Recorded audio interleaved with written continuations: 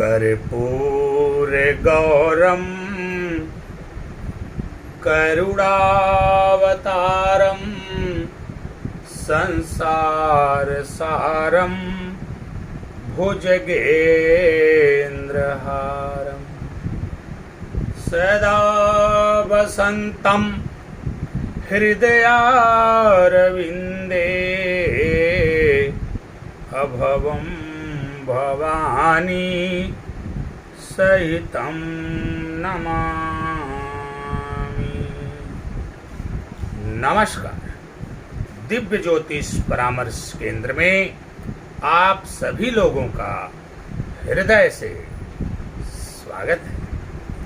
प्रिय मित्रों, आज हम चर्चा करेंगे कन्या लग्न के 12वें भाव में चंद्रमा के प्रभाव को लेकर के कि कन्या लग्न की कुंडली के 12वें भाव में अलग अलग भाव में बैठकर चंद्रमा हमें किस प्रकार का फल प्रदान करते हैं। प्रिय मित्रों, इससे पहले हम मेष से लेकर के सिंह लग्न तक 12वें भाव में चंद्रमा के फलादेश की चर्चा कर चुके हैं और अपने उन वीडियोस को हमने अपने YouTube चैनल दिव्य ज्योतिष परामर्श केंद्र पर अपलोड भी कर दिया है। आशा करते हैं आप सभी लोग हमारे उन वीडियोस को देख करके अपने आप को अवश्य लाभान्वित कर रहे होंगे। अभी तक जिन लोगों ने हमारे चैनल को सब्सक्राइब नहीं किया है, उनसे हमारा निवेदन है कि आप हमारे चैनल को सब्सक्राइब कर लें और साथ ही साथ बेल आइकन का बटन भी दबा दें, ताकि जब भी कभी ज्योतिष से संबंधित या फिर आपके जीवन से संबंधित हम कोई महत्वपूर्ण वीडियो बनाएं तो उसका नोटिफिकेशन आपको सबसे पहले प्राप्त हो सके। आइए बात करते हैं कन्या लग्न की। राशियों के क्रम में 6वें नंबर पर आने वाली जो राशि होती है उसे कन्या राशि कहते हैं। इसके स्वामी बुध होते हैं। कन्या लग्न के जो व्यक्ति होते हैं बड़े ही बुद्धिमान होते हैं, बड़े ही समझदार होते हैं, बड़े ही इंटेलिजेंट होते हैं। इनके अंदर मैनेजमेंट का जबरदस्त गुण पाया जाता है। कहीं पर भी हो रहे वाद विवाद इत्यादि में इनका पहुंचना और उसमें शामिल हो जाना बड़े से बड़े विवाद को भी हल करने की सामर्थ्य रखता है। इनका मैनेजमेंट बहुत बढ़िया होता है। बड़े वाक्पटु होते हैं, बड़े ही विद्वान होते हैं, बुद्धिमान होते हैं, समझदार होते हैं। लेकिन बात यदि स्वभाव की जाए तो थोड़ा बालकों जैसा स्वभाव होता है, थोड़ा सा लड़कपन पाया जाता है। नाराज और खुश होने की प्रवृत्ति थोड़ी अधिक पाई जाती है। शारीरिक रूप से सामान्य कद काठी के होते हैं। स्त्रियोचित चेहरा होता है, स्त्रियोचित कोमलता भी होती है।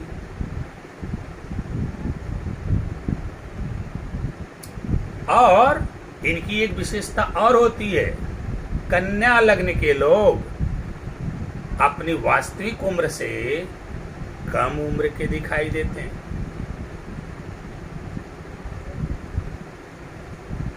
कन्या लग्न, जब आप कोई कुंडली बनाते हैं, कोई चार्ट बनाते हैं, तो उसके पहले खाने में जो नंबर लिखा होता है उस नंबर पे आने वाली जो राशि है उसी के आधार पर हम निर्धारित करते हैं कि ये किस लग्न की कुंडली है। प्रिय मित्रों, जब भी आप किसी कुंडली या किसी चार्ट का निर्माण करते हैं उसमें कुल 12 खाने बनाते हैं, जिन्हें हम 12 भाव भी कहते हैं। उसमें जो पहला खाना होता है, उस पहले खाने में जो नंबर लिखा होता है, उस नंबर पे जो आने वाली राशि होती है उसी के आधार पे हम लग्न का निर्धारण करते हैं। तो जब भी आप कन्या लग्न की कुंडली उठाएंगे या कोई कुंडली आप उठाएंगे, यदि उसके पहले खाने में, पहले भाव में, पहले घर में 6 नंबर लिखा है, तो 6 नंबर पर जो आने वाली राशि है वो कन्या राशि है। इसलिए आप बेधड़क कह सकते हैं कि ये कन्या लग्न की कुंडली है। आशा करते हैं कि आप समझ गए होंगे। कन्या राशि के संदर्भ में, कन्या लग्न के लोगों के, व्यक्तियों के व्यक्तित्व के संदर्भ में, और साथ ही साथ लग्न, कन्या लग्न क्या है, किसे कन्या लग्न कहेंगे, इसके बारे में भी आप अच्छे से समझ गए होंगे। आज हमारा जो फल कथन है वो कन्या लग्न की कुंडली में चंद्रमा के प्रभाव को लेकर के है कि कन्या लग्न की कुंडली में चंद्रमा किस प्रकार का प्रभाव देते हैं। तो इससे पहले कि हम चंद्रमा के प्रभाव का वर्णन करें विस्तार से, हमें ये जानना जरूरी है कि कन्या लग्न की कुंडली में चंद्रमा किस भाव के स्वामी होते हैं, और साथ ही साथ हमें चंद्रमा के कारकत्व को भी ध्यान में रखना होगा। मित्रों, मैंने एक दिन बहुत पहले जब मैं मिथुन लग्न के 12 भाव में चंद्रमा के प्रभाव की चर्चा कर रहा था, तो मैंने एक बात की चर्चा किया था कि हमारे शास्त्रकार, हमारे शास्त्र, हमारे विद्वज्जन ये कहते हैं कि बुध चंद्रमा को अपना शत्रु मानते हैं। मैं भी इस बात से सहमत हूं कि बुध चंद्रमा को अपना शत्रु मानते हैं। पूर्णतया सहमत हूं मैं। लेकिन वही चंद्रमा बुध को अपना शत्रु नहीं मानते। चंद्रमा बुध के साथ पुत्रवत व्यवहार करते, बुध के ऊपर अपनी वात्सल्य दृष्टि डालते, और एक पिता होने का जो फल होना चाहिए वो फल देने का प्रयास करते हैं। इसीलिए उसी दिन मैंने चर्चा के दौरान कहा था कि चंद्रमा मिथुन लग्न में धन भाव के स्वामी होते हैं और कन्या लग्न में लाभ भाव के स्वामी होते हैं। चंद्रमा का बुध के प्रति इतना वात्सल्य है, इतना अनुराग, इतना प्रेम है कि जब जब बुध लग्नेश होते हैं तो चंद्रमा अच्छे भावों के स्वामी हो जाते हैं, धन भाव के स्वामी हो जाते हैं चंद्रमा। मिथुन लग्न वालों के लिए जीवन में कभी भी धन की कमी होने ही नहीं देते। वही बात कन्या लग्न के ऊपर लागू होती है। कन्या लग्न में भी लग्नेश बुध होते हैं, इसीलिए यहाँ पर लाभ भाव के, एकादश भाव के स्वामी हो जा रहे हैं चंद्रमा, और आपके जीवन में विभिन्न माध्यमों से, विभिन्न आय के स्रोतों से आपको लाभ पहुंचाने का कार्य करते हैं। और एक बात हम आपको और बता दें कि जब कोई ग्रह, चाहे वो शुभ ग्रह हो, चाहे अशुभ ग्रह हो, चाहे क्रूर हो, चाहे पापी ग्रह हो, जब वो लग्नेश बनता है तो आपके साथ अच्छा करना चाहता है। अब यहां पर बुध लग्नेश हैं, चंद्रमा से शत्रुता तो है बुध की, लेकिन लग्नेश होने के नाते ये चंद्रमा से काम भी निकलवाना चाहेंगे। इसलिए जब कभी बुध लग्नेश हो जाएं तो शत्रुता पे कम विचार करना चाहिए कि बुध की चंद्रमा से शत्रुता है या मित्रता है, क्योंकि बुध यहाँ पर लग्नेश है, बुध यहाँ पर स्वामी हैं, बुध यहाँ पर मालिक हैं। और जो मालिक होता है वो सबको मैनेज करके चलने का प्रयास करता है, अच्छे लोगों को भी और बुरे लोगों को। तो चंद्रमा कन्या लग्न की कुंडली में एकादश भाव के स्वामी एकादशेश हो रहे हैं, लाभेश हो रहे हैं, आयेश हो रहे हैं, अच्छे भाव के स्वामी हैं चंद्रमा। तो जहां भी बैठेंगे अच्छा ही करेंगे। कन्या लग्न। अब चंद्रमा जल के कारक है, चंद्रमा मन के कारक है, चंद्रमा भावनाओं के कारक है, चंद्रमा प्रेम के भी कारक हैं, चंद्रमा सुख और समृद्धि के भी कारक हैं, चंद्रमा हमारे ध्यान के कारक हैं, चंद्रमा हमारे कंसंट्रेशन के कारक हैं, चंद्रमा हमारी एकाग्रता के कारक है। जितने भी द्रव हैं सब चंद्रमा हमारी माता के कारक हैं, माता समान स्त्रियों के भी चंद्रमा कारक होते हैं।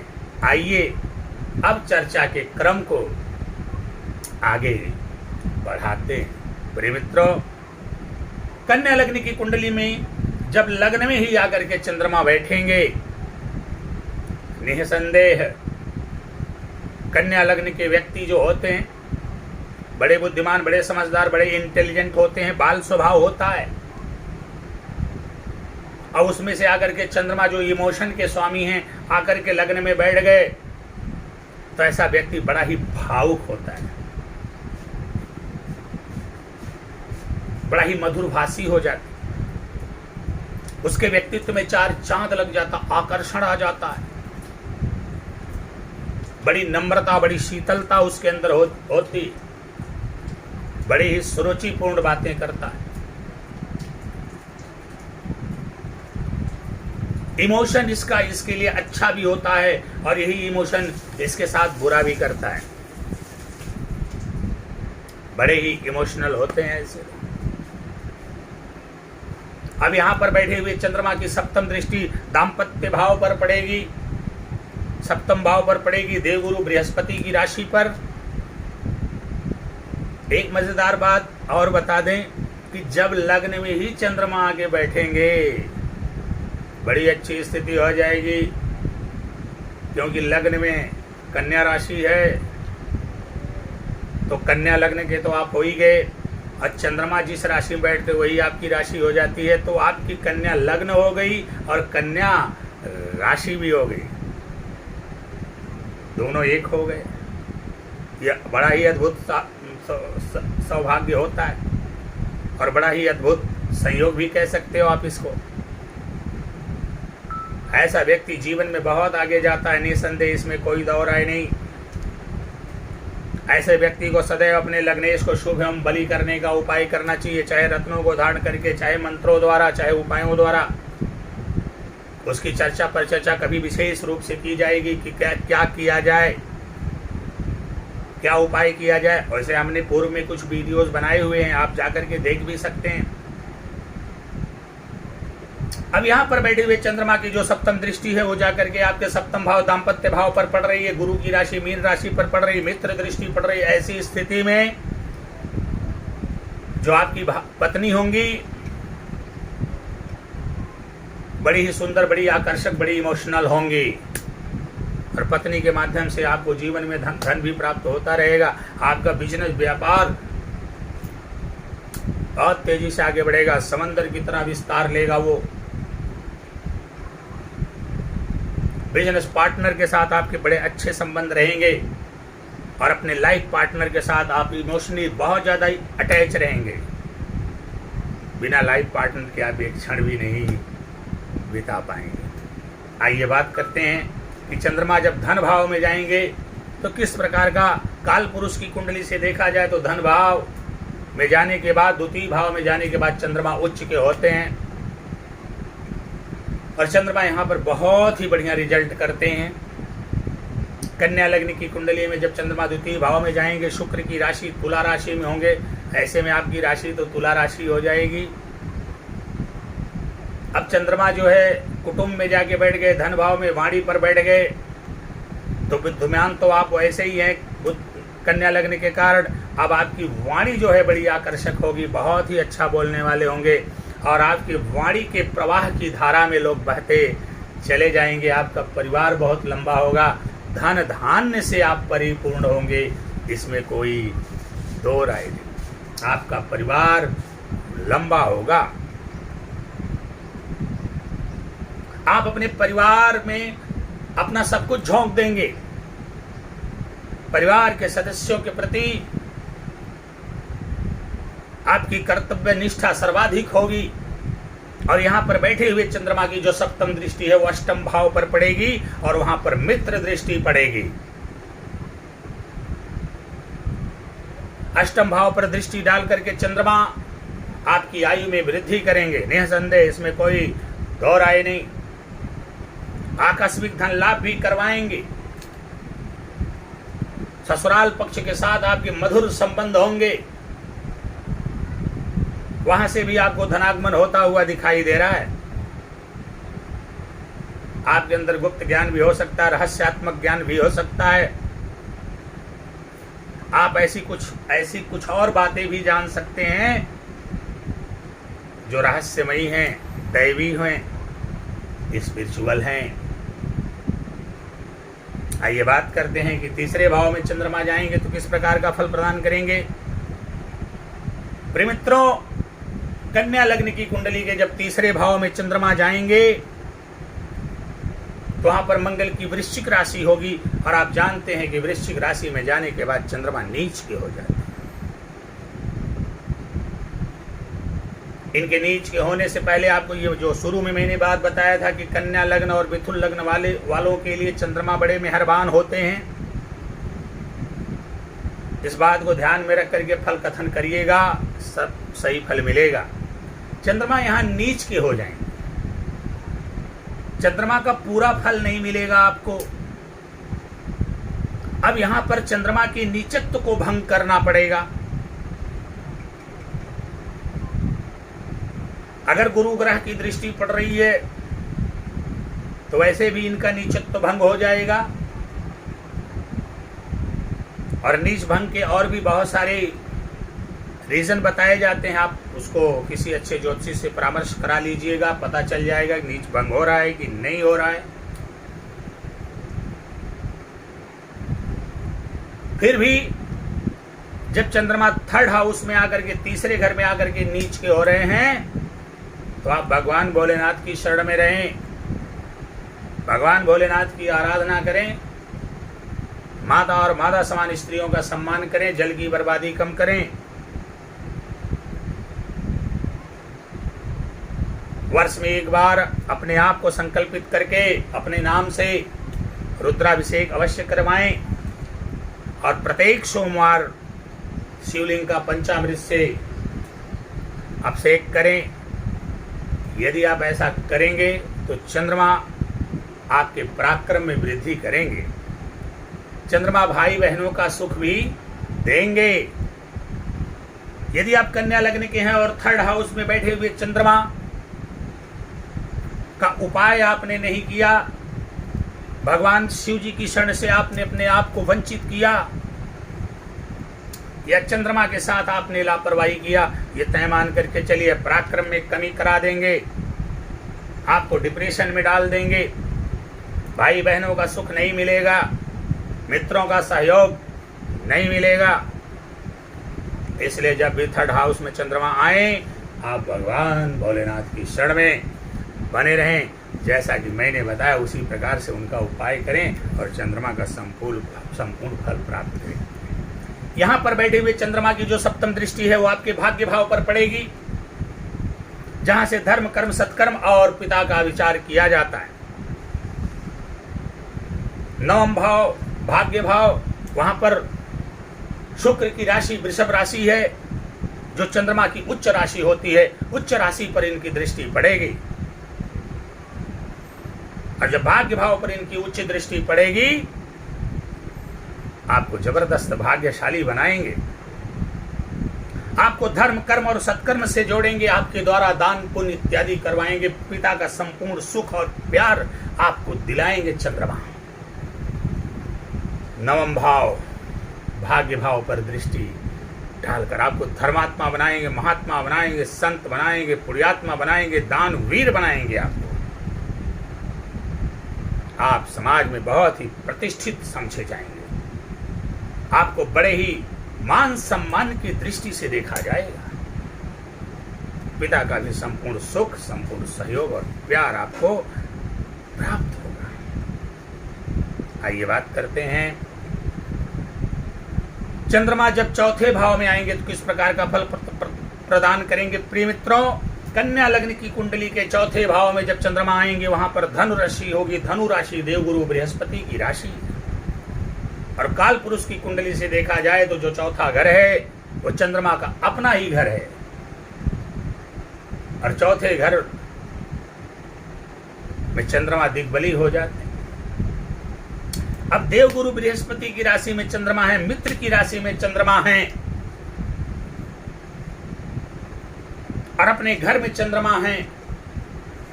लाभेश चंद्रमा है। कन्या लग्न की कुंडली में लाभेश आकर के भूमि भवन वाहन सुख के भाव में बैठा हुआ है। तो फिर आप सोचिए,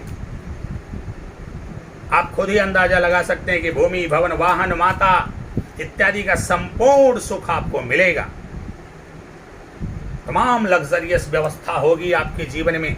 माता का प्यार, माता का सुख प्राप्त होगा।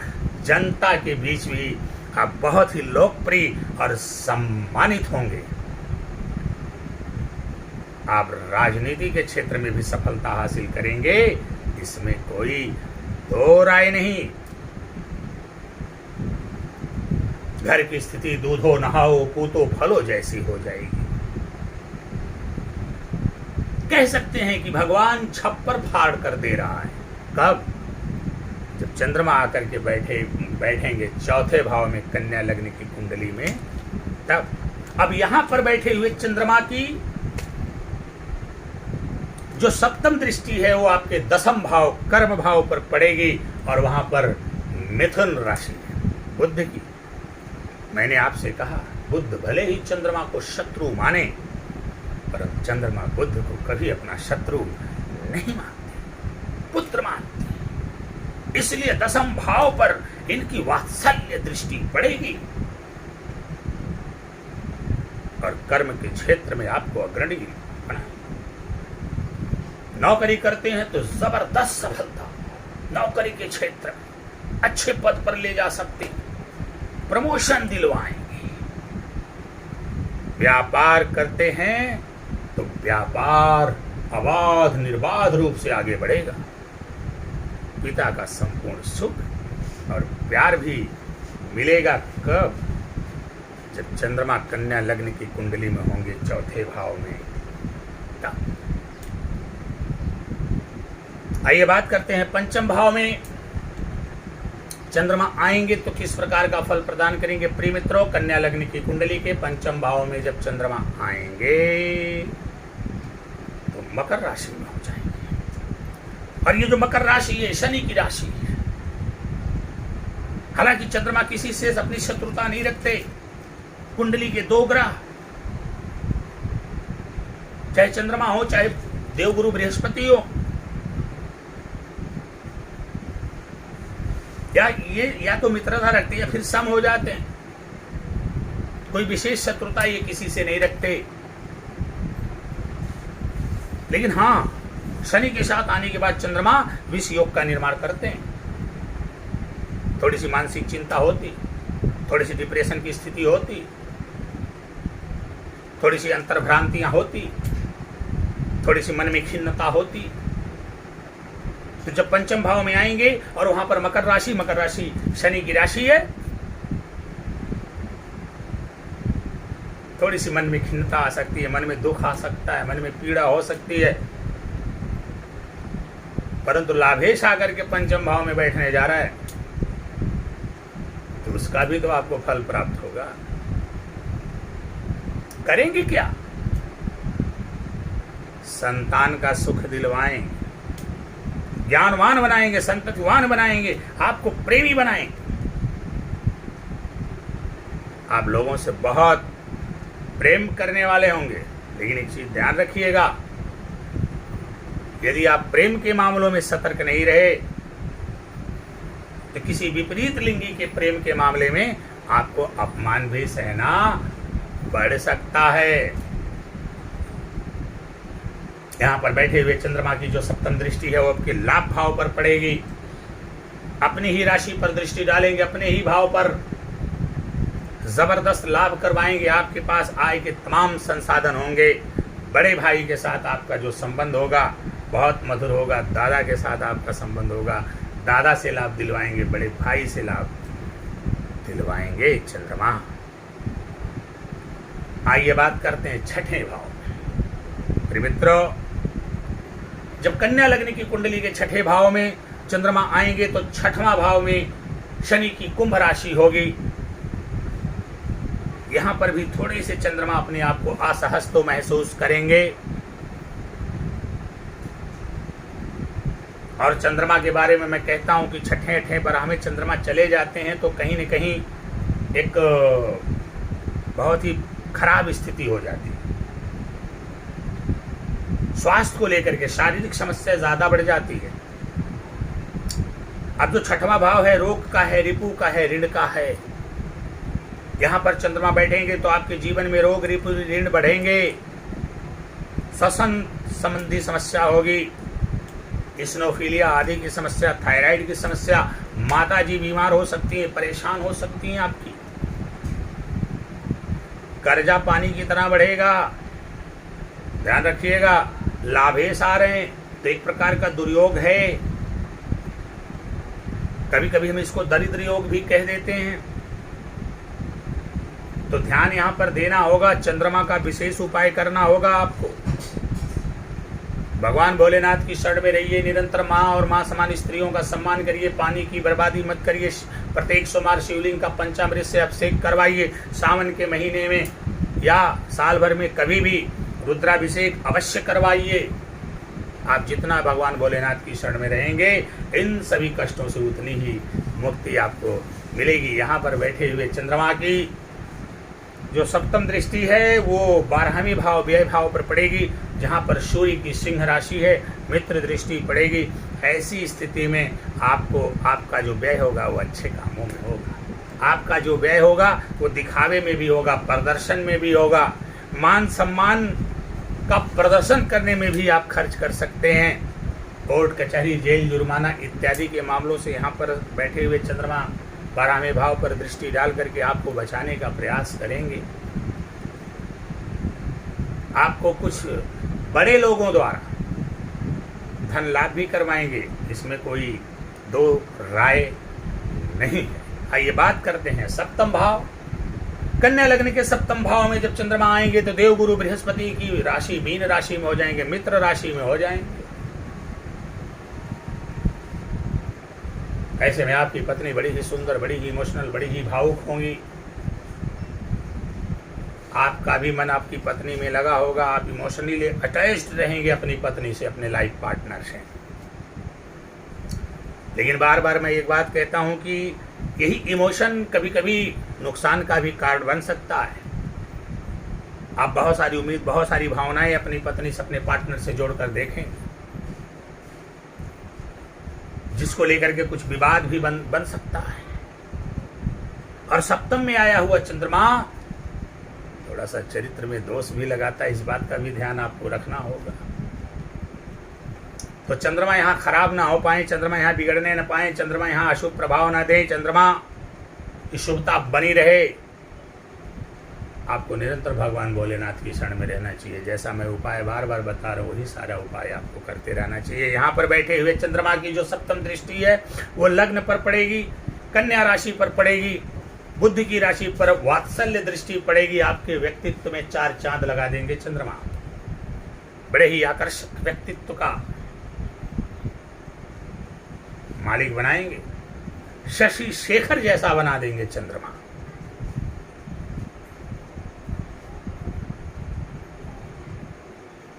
आप जन्मजात धन धान्य से भरपूर रहेंगे, इसमें कोई दो राय नहीं है।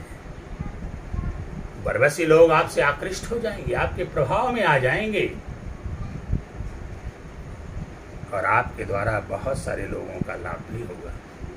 आइए बात करते हैं, जब अष्टम भाव में चंद्रमा जाएंगे तो किस प्रकार का फल प्रदान करेंगे। प्रिय मित्रों, अष्टम भाव में चंद्रमा का जाना मैं कहीं से भी अच्छा नहीं मानता हूँ।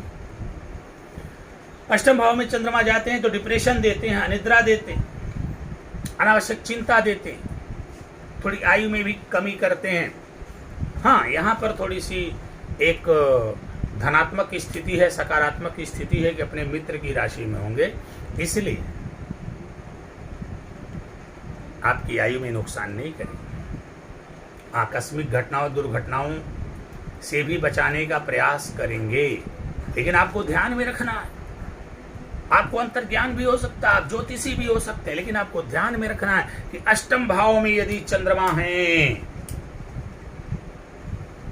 तो आपको सदैव भगवान भोलेनाथ की शरण में रहना होगा, उनका दर्शन पूजन, उनकी आराधना आपको करते रहना होगा, जैसा कि मैं बताया हूं।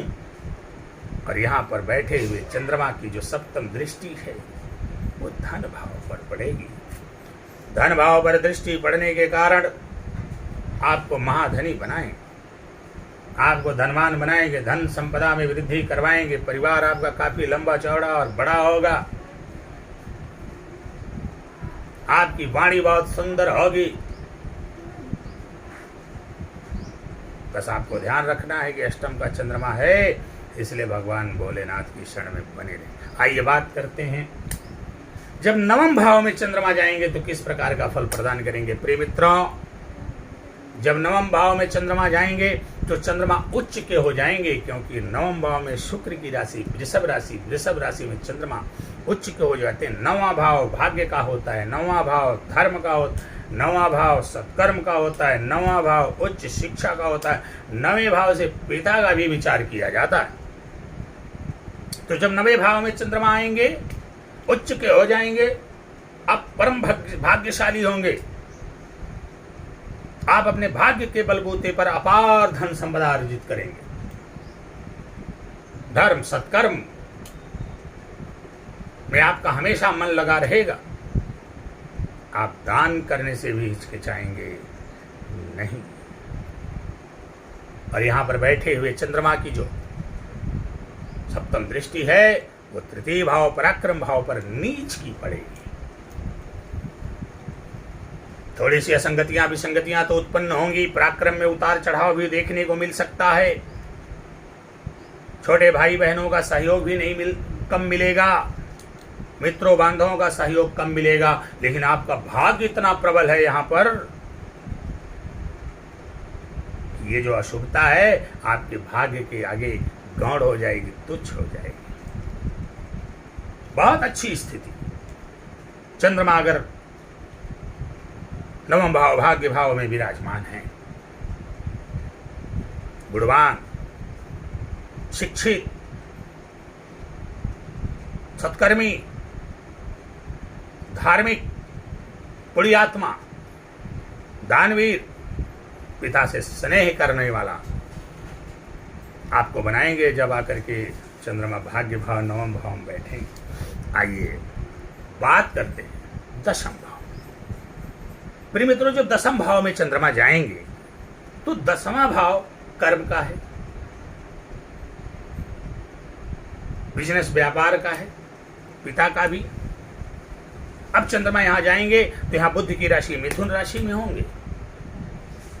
हालांकि बुध इनको अपना शत्रु मानते, लेकिन चंद्रमा बुध को शत्रु नहीं मानते। और फिर मैंने प्रारंभ में ही एक बात कहा था कि बुध जो हैं, क्योंकि अब यहाँ पे लग्नेश हैं, इसलिए चंद्रमा को ज़्यादा परेशान नहीं करेंगे, चंद्रमा से लेने का प्रयास करेंगे। तो यहाँ चंद्रमा जा करके बहुत अच्छा रिजल्ट करेंगे, नौकरी में उन्नति कराएंगे, नौकरी दिलवाएंगे, पदोन्नति होगी, पिता का सहयोग मिलेगा, सुख मिलेगा, सानिध्य मिलेगा, व्यापार में आप बहुत आगे जाएंगे, बहुत आगे। आप जबरदस्त व्यापारी होंगे, क्योंकि बुध व्यापार का कारक है।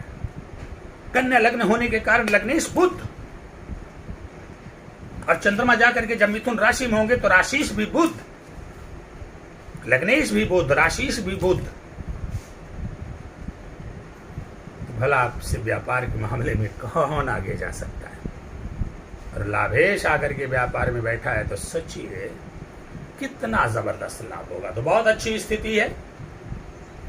अब यहां पर बैठे हुए चंद्रमा की जो सप्तम दृष्टि सुख भाव पर धनु राशि पर पड़ेगी, मित्र दृष्टि अपने घर पर, भूमि भवन वाहन का संपूर्ण से सुख, जवाहरात, सोने चांदी इत्यादि इत्यादि लग्जेरियस सुविधाओं का सुख, माता का सुख और जनता के बीच सम्मान, राजनीति के क्षेत्र में अव्वल दर्जे के राजनेता बनेंगे आप जब चंद्रमा होंगे 10वें भाव में। आइए बात करते 11वें भाव। मित्रों, जब लाभेश आकर के अपने ही घर में बैठ गया, 11वां भाव लाभ का भाव होता है और कन्या लग्न की कुंडली उसमें 11वें भाव में कर्क राशि होती है। अब कर्क राशि में चंद्रमा है, लाभेश लाभ भाव में ही स्थित है। परिणाम क्या होगा? आपके पास आय के अनेकों साधन होंगे, जबरदस्त लाभ होगा, लेकिन इतना ध्यान रखना उतार चढ़ाव भी रहेगा। लेकिन इतना ज्यादा चढ़ाव रहेगा, इतनी ज्यादा उन्नति रहेगी कि उतार की तरफ आपका ध्यान नहीं जाएगा। महाधनी होंगे आप, भाई का, दादा का, सबका साथ मिलेगा, गुरुजनों का साथ मिलेगा, उनका सहयोग मिलेगा, इसमें कोई दो राय नहीं। यहां पर बैठे हुए चंद्रमा की जो सप्तम दृष्टि है पंचम भाव पर पड़ेगी, जहां से ज्ञान, संतान और प्रेम का विचार किया जाता है। चूंकि वहां पर शनि की राशि है, थोड़ी सी असंगति विसंगति तो होगी, परंतु संततिवान, ज्ञानवान और आपको प्रेमी भी बनाएंगे यहां पर बैठे हुए चंद्रमा। आइए बात करते हैं 12वें भाव में। 12वें भाव में चंद्रमा जाएंगे कन्या लग्न की कुंडली में, तो वहां पर सूर्य की राशि सिंह राशि है, सिंह राशि में चंद्रमा जाएंगे और सूर्य चंद्रमा के मित्र हैं, तो मित्र की राशि में हो जाएंगे। लेकिन चंद्रमा को मैं कहता हूं ना, इनका नीच का होना, छठे जाना, अठे जाना, 12वें जाना, कहीं से भी श्रेयस्कर नहीं होता। तो ऐसी स्थिति में जब चंद्रमा जाएंगे और जाकर के 12वें भाव में बैठेंगे, थोड़ी सी दिक्कत होगी। ऐसे व्यक्ति का मन घर में नहीं लगेगा, घर छोड़ के बार बार बाहर जाने का प्रयास करेगा, थोड़ा सा डिप्रेशन में आ सकता है, थोड़ा सा मानसिक टेंशन में आ सकता है। लेकिन यहाँ पर सिंह राशि, मित्र की राशि में चंद्रमा होंगे तो अच्छे कार्यों में धन व्यय करवाएंगे, धर्म, सत्कर्म, पुण्य इत्यादि के कार्यों में धन व्यय करेंगे। पागल खाने, जेल खाने इत्यादि से जुड़ करके भी आप कोई अच्छा काम कर सकते हैं, परंतु थोड़ा सा जो है मानसिक उलझन रहेगी। आपको ऐसा लगेगा कि परिवार आपका साथ नहीं दे रहा, जो कि आपका एक भ्रम हो सकता है। सच्चाई बिल्कुल भी ऐसी नहीं होगी। जितना परिवार आपको चाहेगा उतना ही आप परिवार से दूर भागेंगे। और यहां पर बैठे हुए चंद्रमा की जो सप्तम दृष्टि है वो 6वें भाव पर पड़ेगी। रोग, रेपो, ऋण इत्यादि पर दृष्टि पड़ेगी। तो जाहिर सी बात है, चंद्रमा लाभेश होकर के वहां पर दृष्टि डाल रहे हैं, तो यहां पर अब चूंकि लाभेश की दृष्टि है, तो जहां तक मुझे समझ में आ रहा है व्यय तो होगा, रोग, रिपु, ऋण के ऊपर व्यय तो होगा, परंतु आपको लाभ प्राप्त होगा, आपको आराम हो जाएगा। आश्चर्य नहीं होगा कि यदि आप अपने शत्रु से भी व्यापार कर लें, आप अपने शत्रु से भी लाभ कमा लें, तो आश्चर्य की बात नहीं है, क्योंकि लाभेश जहां दृष्टि डालेगा वहीं से लाभ करवा देगा। शत्रु पे दृष्टि डाल रहा है, शत्रु से लाभ करवा देगा। आपको कोई बीमारी हुई है, आपने उसका क्लेम कर दिया, 1 लाख की जगह आपको 10 लाख मिल गया, बीमारी भी ठीक, पैसा भी आ गया। ऐसा भी करेगा चंद्रमा यहां पर बैठा हुआ। तो